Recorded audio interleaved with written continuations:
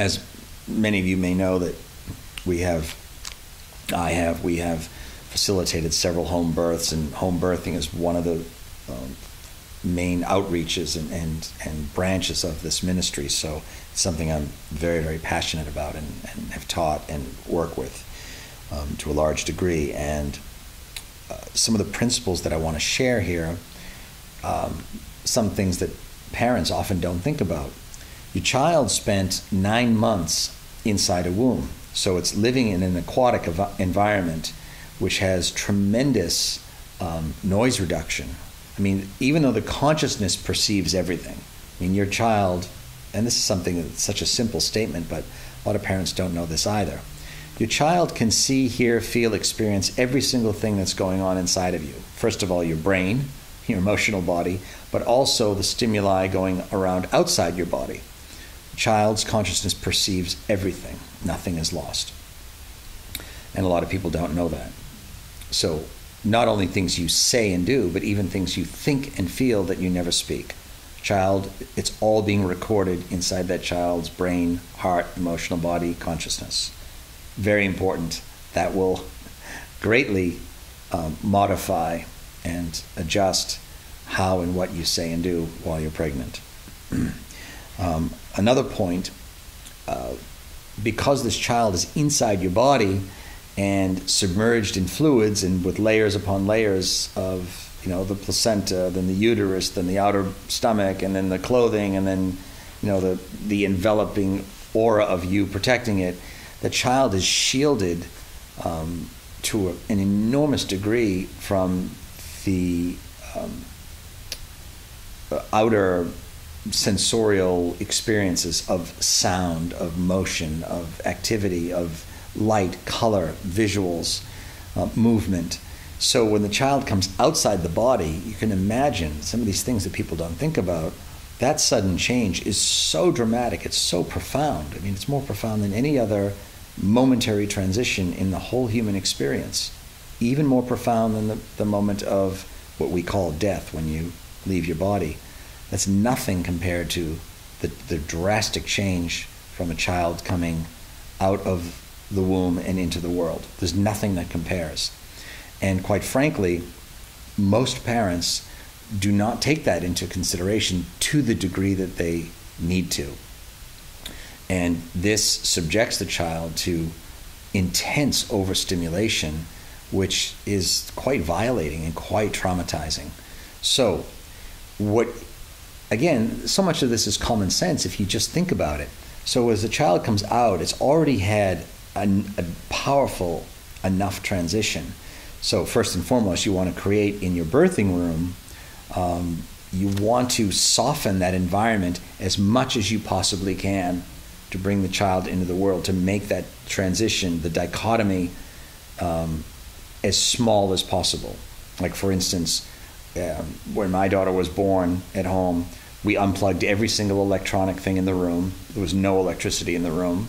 We covered any TVs, computers, electronics with blankets or sheets, or removed them if we could.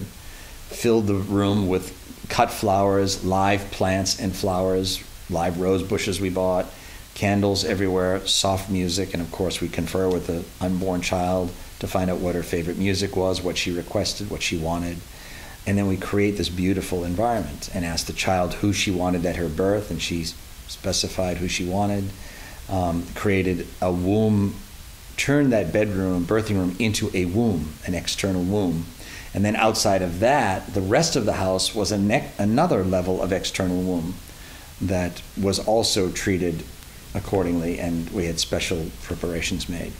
So that created a softer landing for the child. Then, of course, you have the lotus period. You've heard me speak in these conferences about lotus birth.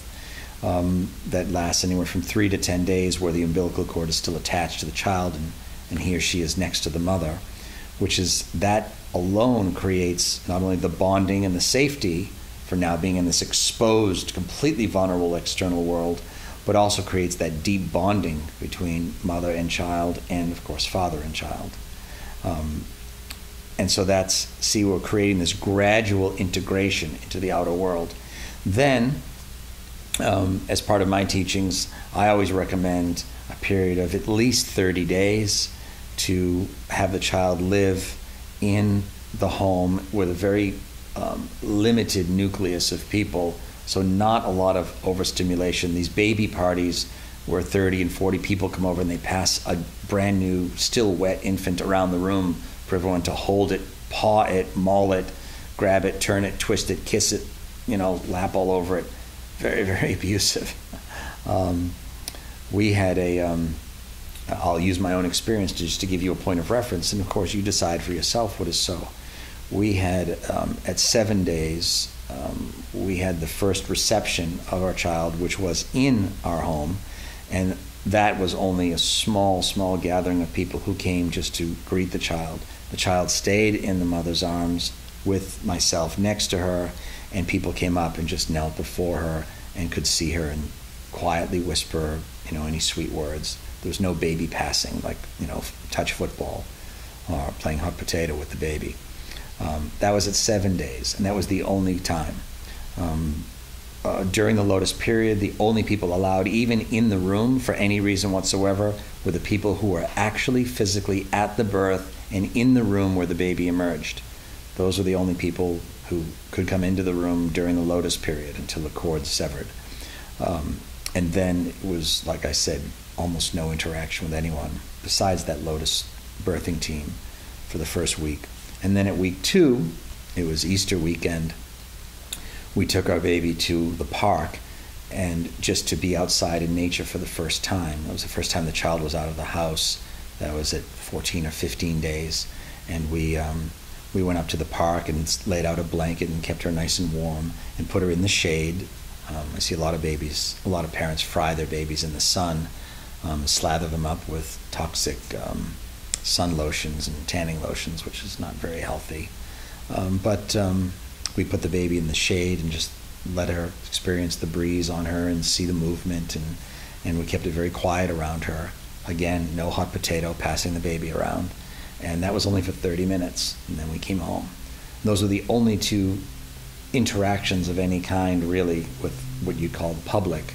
And even at that, in the park, there were only 10 or 12 people there who saw the child and were around and, could touch her a little and be with her.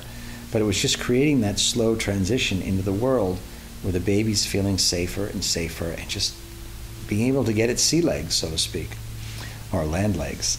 And that was it for the first 30, 40 days.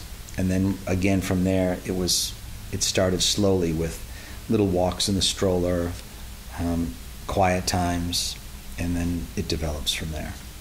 So you said you're at 4 weeks now, so you're at almost 30 days. So, it would be most appropriate, if you wanted to go for little short strolls now and then with your baby, but just, it needs to be an intuitive process. So you have to look in your heart and commune with your child and find situations that create that softness and that gradual integration into the world.